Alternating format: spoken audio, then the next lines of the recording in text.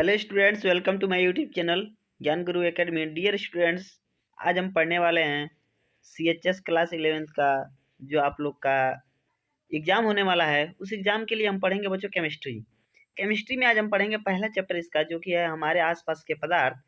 तो dear students, अभी तक आपने हमारे चैनल को नहीं किया सब्सक्राइब तो जल्दी से कर लीजिए सब्सक्राइब और साथ ही बेल आइकन को भी दबा दीजिए, ताकि हमारे आने वाली वीडियो का नोटिफिकेशन सबसे पहले आप तक पहुंचे। और दोस्तों में ज़्यादा से ज़्यादा शेयर कर दीजिए। तो बात करते हैं बच्चों आज के क्लास की। आज का जो हमारा क्लास है, आज केमिस्ट्री का पहला चैप्टर है, जो कि है इसका नाम हमारे आसपास के पदार्थ। हमारे आसपास के पदार्थ matter in our surrounds. Clear है? ठीक है, आइए शुरू करते हैं आज का क्लास। तो बच्चों, आज के क्लास में सबसे पहले शुरू करेंगे पदार्थ क्या होते हैं उनके बारे में थोड़ी सी जानकारी रखेंगे हम। ठीक है, पदार्थ किसे कहते हैं, पदार्थ होते क्या हैं, ये थोड़ी सी आप पढ़ लीजिए। तो यहाँ पे आपको दिख रहा है पदार्थ, ध्यान से देखिए पदार्थ क्या होते हैं। पदार्थ यानी कि मैटर, यह क्या होता है, विश्व की कोई भी वस्तु हो बच्चों, विश्व की कोई भी वस्तु जो स्थान घेरे और जिसमें द्रव्यमान हो। कोई भी वस्तु हो सकती है वो जो क्या करे, स्थान घेरे और जिसमें द्रव्यमान हो, उसे पदार्थ कहते हैं। पदार्थों के आकार, आकृति और बनावट, ठीक है, इनके अनुसार क्या होता है बच्चों, इनको बांटा जाए। जिस हवा में हम सांस लेते हैं, क्या होते हैं बच्चों, जिस हवा में हम सांस लेते हैं, जो भोजन हम खाते हैं, पत्थर, बादल, तारे, पौधे, पशु, यहाँ तक कि पानी की एक बूंद या रेत का एक कण, ये सभी पदार्थ हैं। छोटी से लेके बड़ी चीजें, सारी चीजें पदार्थ है बच्चों। जिस हवा में हम सांस लेंगे, जो भोजन हम खाएंगे, यहाँ तक कि बादल, तारे, पौधे, पशु, और यहाँ तक कि बारिश की एक छोटी सी बूंद, पानी की एक छोटी सी बूंद भी आपकी क्या हो रही है, ये क्या है बच्चों, ये सभी एक कण है, ये सभी एक पदार्थ है। ठीक है, रेत का छोटा सा एक कण भी ये क्या है बच्चों, सभी ये पदार्थ हैं। क्लियर है? ठीक है, बताया जा रहा है कि भारत के प्राचीन दार्शनिकों ने पदार्थ को 5 मूल तत्वों में वर्गीकृत किया था। जो भारत के प्राचीन थे, पुराने, ठीक है, जो दार्शनिक थे बच्चों, उन्होंने जो ये पदार्थ है इनको 5 मूल तत्वों में बांटा था। ठीक है, जिसे पंचतत्व कहा गया था। 5 तत्वों की वजह से इसे पंचतत्व कहा गया। ये पंचतत्व हैं, कौन कौन से हैं, वायु, पृथ्वी, अग्नि, जल और आकाश। कौन कौन से बच्चों, वायु, पृथ्वी, अग्नि, जल और आकाश। उनके अनुसार इन्हीं पंचतत्वों से सभी वस्तुएं बनी है। जो ये 5 तत्व हैं, इनसे सभी वस्तुएं बनी है, चाहे वो सजीव हो या निर्जीव। उस समय के यूनानी दार्शनिकों ने भी पदार्थ को उसी प्रकार वर्गीकृत किया था। जो दार्शनिक थे बच्चों, उन्होंने भी इसको क्या किया था, इसी प्रकार वर्गीकृत किया था। अब बात करें आधुनिक वैज्ञानिकों ने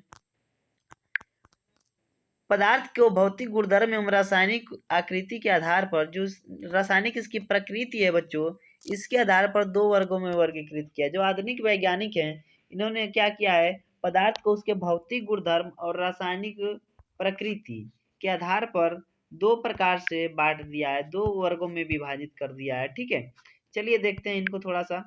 जैसा कि आपको यहाँ पे दिख रहा है, पदार्थ का भौतिक स्वरूप एवं अभिलाक्षणिक गुण। पदार्थ कणों से मिलकर बना होता है। पहला पॉइंट इसका है बच्चों, पदार्थ किससे मिलकर बना होता है, कणों से मिलकर होता है।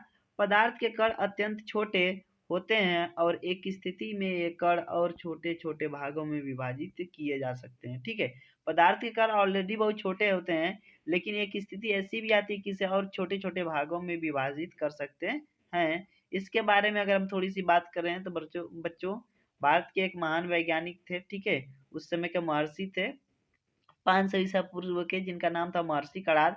उन्होंने इसकी संकल्पना बहुत पहले ही बता दी थी। ठीक है, चलिए आगे देखते हैं। यहाँ पे बताया जा रहा है कि कणों के बीच जो पदार्थ होते हैं, उनके कणों के बीच रिक्त स्थान होता है। ठीक है बच्चों, पदार्थ के कणों के बीच रिक्त स्थान होता है। उदाहरण के लिए जब, ठीक है, क्या किया जाता है बच्चों, ध्यान से देखिए, जब आप क्या करते हैं, कॉफी या नींबू का पानी बनाते हैं, तो एक पदार्थ के कण दूसरे पदार्थ के कणों में रिक्त स्थानों में समायोजित हो जाते हैं। ठीक है, क्या हो जाते हैं बच्चों, समायोजित हो जाते हैं। आप क्या करेंगे, जब घर पे कहीं कोई भी ऐसी चीज बनाते हैं, जैसे कि मान लीजिए कि शरबत बनाए, तो उसमें आपने नींबू डाल दिया, चीनी डाल दिया, सारी चीजें मिला के जब आपने बनाया तो वो आपस में एक दूसरे में मिल जाते हैं। ठीक है, अर्थात जब उनमें खाली स्थान नहीं होता तो कैसे मिलते, तो इससे हम कह सकते हैं ना कि पदार्थ के कणों के बीच में क्या होता है, खाली स्थान होता है। ठीक है, पदार्थ के कण, ठीक है, क्या होते हैं बच्चों, एक दूसरे के साथ अंतः मिश्रित हो जाते हैं। ठीक है, ऐसा रिक्त स्थानों में समावेश के कारण होता है। उनके बीच जो रिक्त स्थान होता है उसी के कारण ऐसा होना संभव है। विभिन्न पदार्थों में कणों का स्वतः मिलना ही विसरण कहलाता है। जो अलग अलग पदार्थ होते हैं उन जिनके कण स्वतः आपस में मिल जाते हैं इनको ही विसरण कहते हैं। पदार्थों को गर्म करने पर विसरण तेज हो जाता है। जब हम पदार्थ को गर्म करते हैं तो उसका विसरण क्या हो जाता है, तेज हो जाता है। पदार्थों को गर्म करने पर उसका विसरण तेज हो जाता है।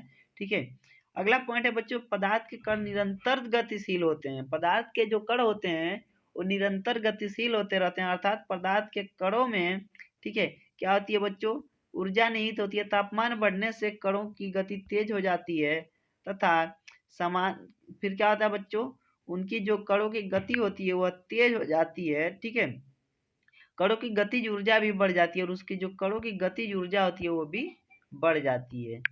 पदार्थ के कण एक दूसरे को आकर्षित करते हैं। जो पदार्थ के कण होते हैं वह एक दूसरे को आकर्षित करते हैं।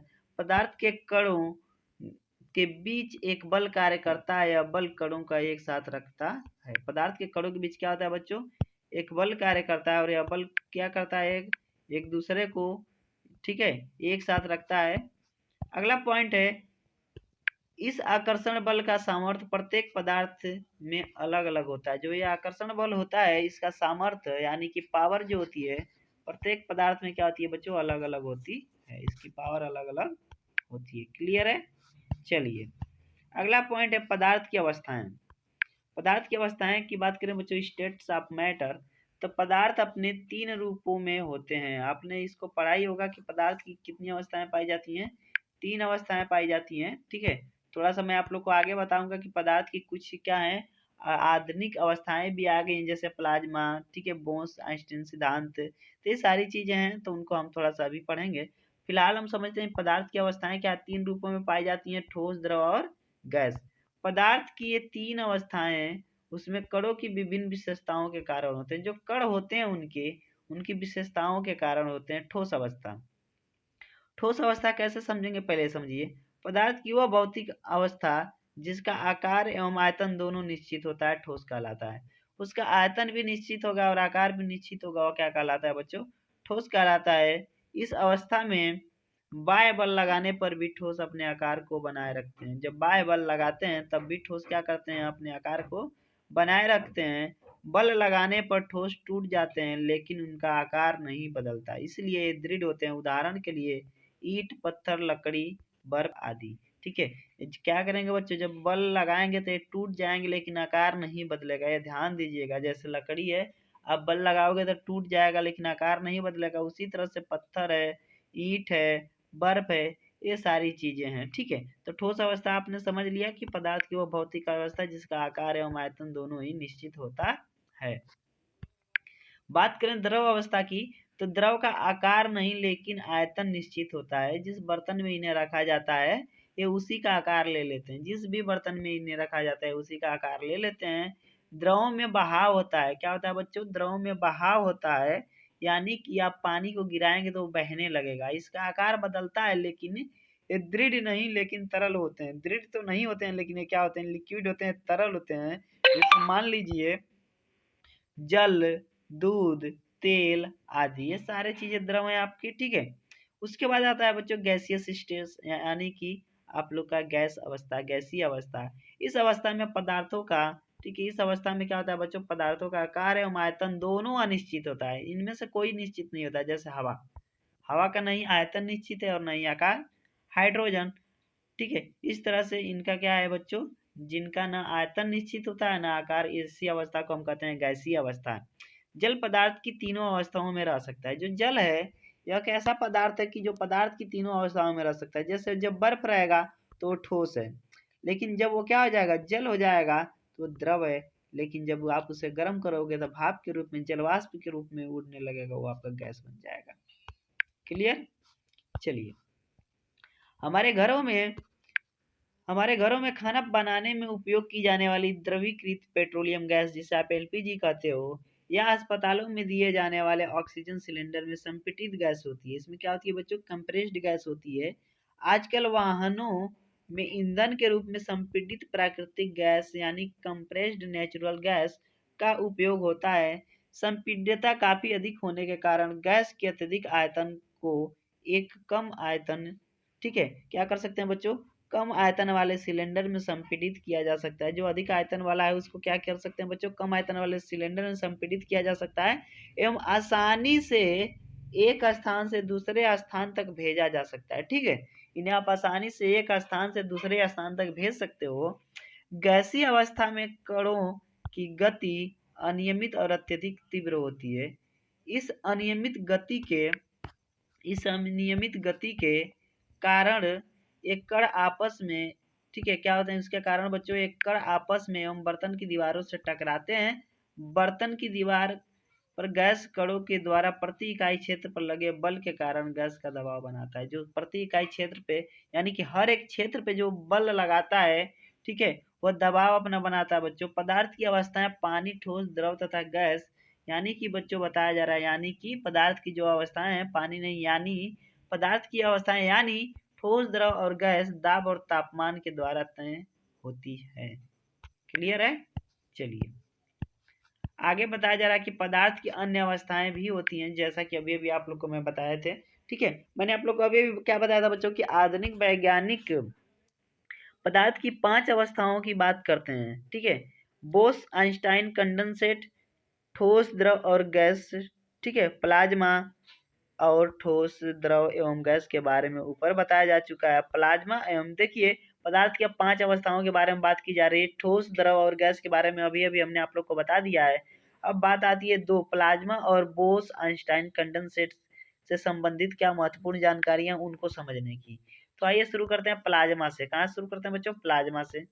इस अवस्था में कण अत्यधिक ऊर्जा वाले और अधिक उत्तेजित होते हैं। ठीक है, अत्यधिक ऊर्जा वाले होते हैं और अधिक उत्तेजित होते हैं। एक कण आयनीकृत गैस के रूप में होते हैं। कण कैसे होते हैं बच्चों? आयनीकृत गैस के रूप में होते हैं। फ्लोरोसेंट ट्यूब और नियान बल्ब में प्लाज्मा होता है। नियान बल्ब के अंदर नियान गैस और फ्लोरोसेंट ट्यूब के अंदर हीलियम या कोई अन्य गैस होती है।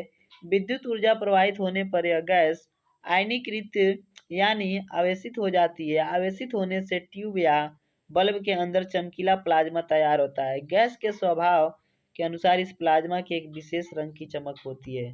प्लाज्मा के कारण ही सूर्य और तारों में भी चमक होती है। प्लाज्मा के कारण ही जो सूर्य और तारों में चमक होती है, उसी के कारण होती है। उच्च तापमान के कारण ही तारों में प्लाज्मा बनता है। डियर स्टूडेंट्स, एक चीज मैं आप लोग को बता दूं कि जो आप लोग का ठोस, द्रव, गैस होता है, ठोस और द्रव इनके बीच की जो स्टेट होती है, उस स्टेट को हम क्या कहते हैं बच्चों? प्लाज्मा कहते हैं। उस स्टेट को ही हम क्या कहते हैं? प्लाज्मा कहते हैं। क्लियर हुआ आप लोग को? ठीक है, प्लाज्मा किसे कहते हैं बच्चों? ठोस और द्रव के बीच की जो स्टेट होती है उसे हम प्लाज्मा कहते हैं। ठीक है, बोन्स आइंस्टाइन कंडेंसेट के बारे में थोड़ी सी आप लोग को बता दें। ठीक है, जो द्रव और गैस की जो बीच की स्टेट होती है, इन दोनों के बीच की स्टेट को हम क्या कहते हैं बच्चों? ठीक है, उसी को कहते हैं बोस आइंस्टाइन कंडेंसेट। क्लियर है? बोस आइंस्टाइन कंडेंसेट कहा जाता है। ध्यान से देखिए इनके बारे में थोड़ी सी। सन 1920 में भारतीय भौतिक वैज्ञानिक सत्येंद्र नाथ बोस ने पदार्थ की 5वीं प्रावस्था के लिए कुछ गणनाएं की थी। उन गणनाओं के आधार पर अल्बर्ट आइंस्टाइन ने पदार्थ की एक नई अवस्था की भविष्यवाणी की, जिसे बोस आइंस्टाइन कंडेंसेट बीईसी कहा गया। सन 2001 में अमेरिका के एरिक ए कर्नेल, वुल्फगैंग कैटरले और कार्ल ई ओमेन को बोस आइंस्टाइन कंडेंसेशन की अवस्था प्राप्त करने के लिए भौतिकी में नोबेल पुरस्कार से सम्मानित किया गया। सामान्य वायु के घनत्व के 1,00,000वें भाग, ठीक है, जितने कम घनत्व वाली गैस को बहुत ही कम तापमान पर ठंडा करने से बोस आइंस्टाइन कंडेंसेट तैयार होता है। अभी अभी बताया बच्चों कि द्रव और, ठीक है, गैस की जो बीच की अवस्था होती है वो आप लोग को क्या कहलाती है? बोस आइंस्टाइन कंडेंसेट, यानी कि बीईसी कहलाती है। अब बात करते हैं पदार्थ पर तापमान परिवर्तन का प्रभाव। जो पदार्थ पर होता है बच्चों तापमान का परिवर्तन, उसका क्या प्रभाव होता है उसके बारे में थोड़ी सी हम बात करेंगे। तो ठोस के तापमान को बढ़ाने पर उसके कणों की गतिज ऊर्जा बढ़ जाती है। गतिज ऊर्जा में वृद्धि होने के कारण कण अधिक तेजी से कंपन करने लगते हैं। गतिज ऊर्जा में जो वृद्धि होती है उसके कारण जो कण होते हैं अधिक तेजी से क्या करते हैं बच्चों? कंपन करने लगते हैं। ऊष्मा के द्वारा प्रदत्त की गई ऊर्जा कणों के बीच के आकर्षण बल को पार कर लेती है। इस कारण कण अपने नियत स्थान को छोड़कर अधिक स्वतंत्र होकर गति करने लगते हैं। एक अवस्था ऐसी आती है जब ठोस पिघलकर द्रव में परिवर्तित हो जाता है। जिस तापमान पर ठोस पिघलकर द्रव बन जाता है वह इसका गलनांक कहलाता है। जिस तापमान पर ठोस पिघल पर द्रव बन जाता है वह उसका गलनांक कहता है। यानी कि गल चुका है, जिस तापमान पे वो गला है वही उसका गलनांक होता है। समझ गए। अगला पॉइंट बताया जा रहा है बच्चों, गलने की प्रक्रिया यानी ठोस में द्रव अवस्था में परिवर्तन को संगलन भी कहते हैं। ठीक है, क्या कहते हैं बच्चों, इसी को संगलन भी कहते हैं। ठीक है, अब अगले पॉइंट की बात करें अगर हम, ठीक है, तो बताया जा रहा है कि किसी ठोस का गलनांक उसके कणों के बीच के बल यानी सामर्थ्य को दर्शाता है।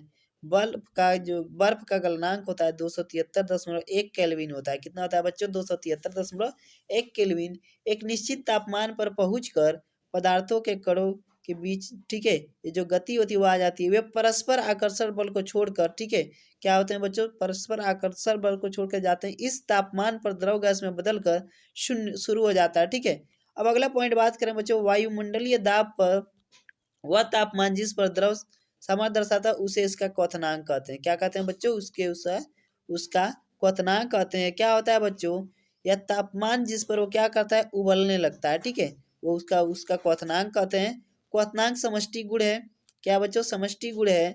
द्रव के सभी कणों को पर क्या किया जाता है, कार्य किया, तो वे वाष्प में बदल जाते हैं। जब आप गर्म करोगे उसको तो क्या बन जाएगा, देखिए द्रव का कोई भी द्रव हो, जब आप उसे गर्म करोगे तो क्या हो जाएगा, वाष्प में बदल जाएगा बच्चों, वाष्प के रूप में वह निकलने लगेगा। जब वाष्प के रूप में वह निकलने लगेगा, ठीक है, तो जल के लिए जो स्टेट होगी बच्चों 373 केल्विन यानी कि 100 डिग्री सेल्सियस।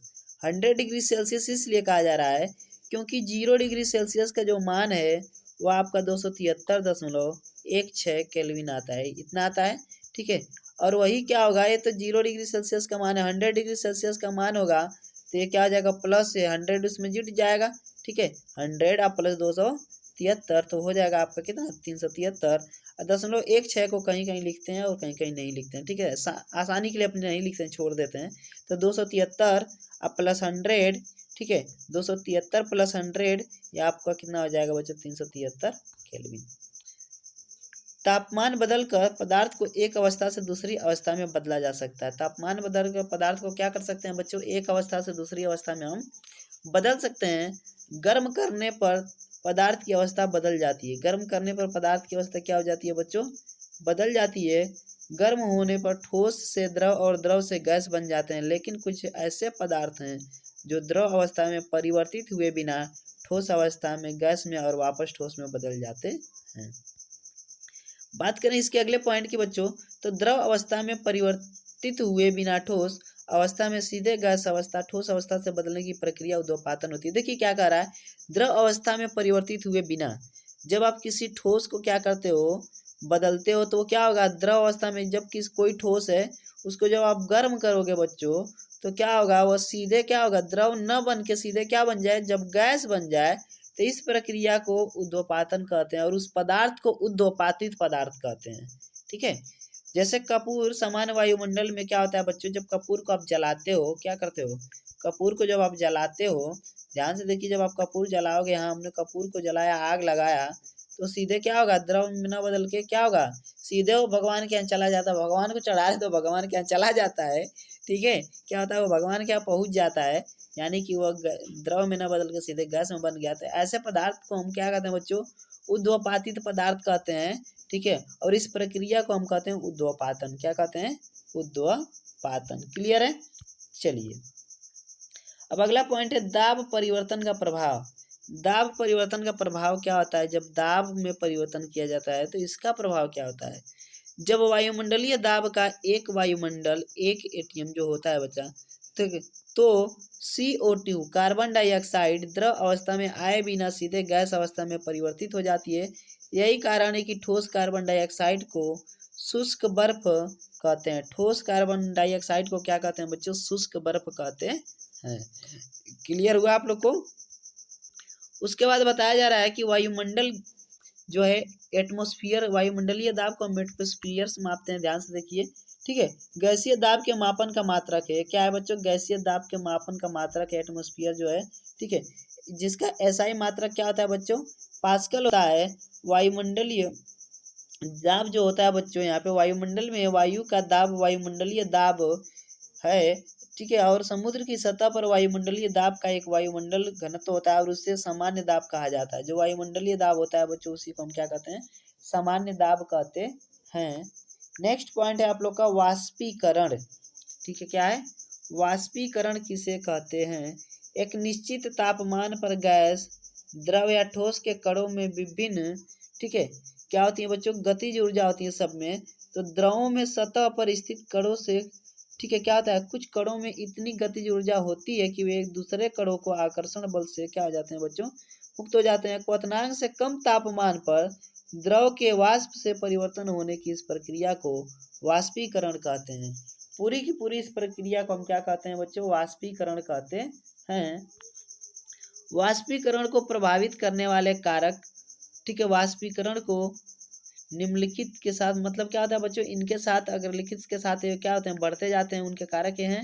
ठीक है, सबसे पहली चीज आप यहाँ पे समझिए, सतह क्षेत्र बढ़ने पर वाष्पीकरण एक सतही प्रक्रिया है। ठीक है, सतह क्षेत्र बढ़ेगा तो वाष्पीकरण एक क्या हो जाएगी, सतही प्रक्रिया हो जाएगी। सतही क्षेत्र बढ़ने पर वाष्पीकरण की दर भी बढ़ जाती है। ठीक है, कपड़े सूखने के लिए उन्हें फैला दिया जाता है, कपड़े सूखने के लिए उन्हें क्या किया जाता है बच्चों, फैला दिया जाता है। ठीक है, तो यहाँ पे आपने समझ लिया इसको। अब हम पढ़ेंगे वाष्पीकरण के कारण शीतलता। जो वाष्पीकरण के कारण शीतलता होती है वो क्या होती है, इनके बारे में थोड़ी जानकारी रखेंगे।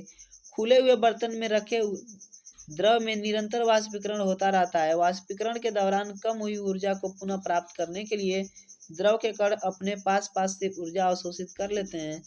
इस आसपास की ऊर्जा को अवशोषित करने के कारण शीतलता हो जाती है। क्लियर है, ठीक है। जब इतना आप समझ लिए तो अगले पॉइंट में बताया जा रहा है कि जब नाखूनों की पॉलिश हटाने वाले द्रव को अपनी हथेली पर गिराते हैं तो उसके कण हथेली या उसके आसपास से ऊर्जा प्राप्त कर लेते हैं और वाष्पीकृत हो जाते हैं, जिससे हथेली पर शीतलता महसूस होती है। क्लियर है बच्चों, ठीक है। जैसे आप क्या करते हो, आपके नेल पे, नाखून पे जो पॉलिश लगी हुई है उसको हटाने के लिए हम क्या करते हैं बच्चों, ठीक है, जब उनको अपने हाथ पे गिराते हैं तो क्या होता है कि वो हमारे आसपास जो हथेली पर है उससे क्या करते हैं, ऊर्जा प्राप्त कर लेते हैं और वो क्या होते हैं, शीतल हो जाते हैं, जिससे हमें शीतलता महसूस होती है। तेज धूप वाले गर्म दिन के बाद लोग अपनी छत या खुले स्थान पर जल छिड़कते हैं, क्योंकि जल के वाष्पीकरण की गुप्त ऊष्मा, ठीक है, गर्म सतह को शीतल बनाती है। जो उसकी गुप्त ऊष्मा होती है, जो गर्म सतह है उसको शीतल बना देती है। शारीरिक प्रक्रिया के कारण गर्मियों में, जो शारीरिक प्रक्रिया होती है उसके कारण गर्मियों में हमें ज़्यादा पसीना आता है, जिससे हमें शीतलता मिलती है।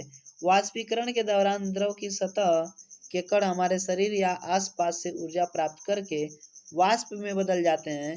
वाष्पीकरण की प्रसुप्त ऊष्मा के बराबर ऊष्मीय ऊर्जा शरीर में अवशोषित हो जाते हैं, जिनसे शरीर शीतल हो जाता है। चूँकि सूती कपड़ों में जल का अवशोषण अधिक होता है, जो सूती कपड़े होते हैं इनमें जल का अवशोषण अधिक होता है, इसलिए हमारा पसीना उससे इसमें अवशोषित होकर वायुमंडल में आसानी से वाष्पीकृत हो जाता है। क्या होता है बच्चों, वायुमंडल में आसानी से वाष्पीकृत हो जाता है। बात करें इसके अगले पॉइंट के, तो किसी बर्तन में क्या होता है बच्चों, जब जल रखते हैं तो जल्दी से बर्तन की बाहरी सतह पर हमें जल की बूंदें नजर आने लगती हैं। ठीक है, क्या होता है बच्चों, ठंडा जल आप किसी बर्तन में रखोगे तो क्या होता है कि जल की बूंदें उसके बाहरी सतह पर नजर आने लगती है।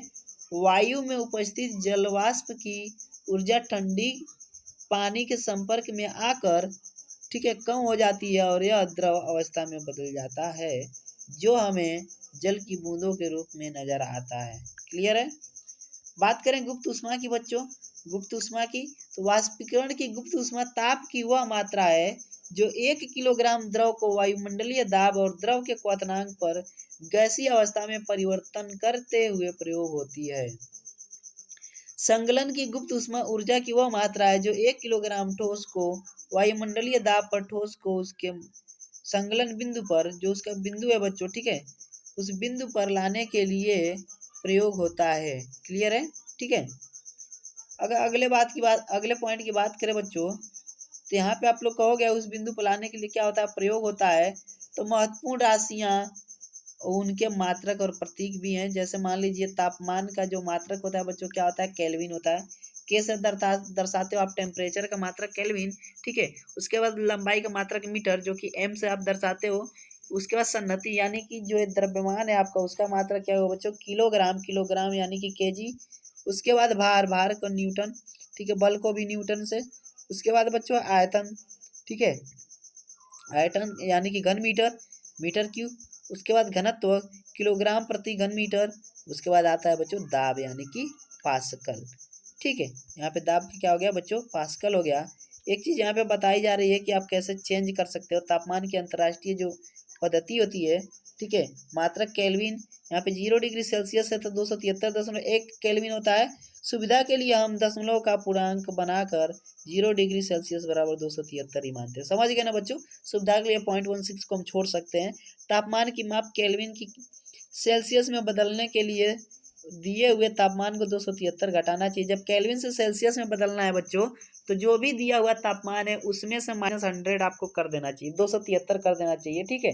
और सेल्सियस से केल्विन में बदलने के लिए क्या करना चाहिए, 273 को जोड़ देना चाहिए। 273 आपको उसमें ऐड कर देना चाहिए। आई थिंक कि आप लोग को यह क्लास समझ में आया। अगर ना समझ में आया तो कमेंट करके जरूर बताएं। अभी तक हमारे चैनल पर नए हैं तो चैनल को सब्सक्राइब करें, साथ ही बेल आइकन को भी दबा लें ताकि आने वाले वीडियो का नोटिफिकेशन सबसे पहले आप तक पहुंचे।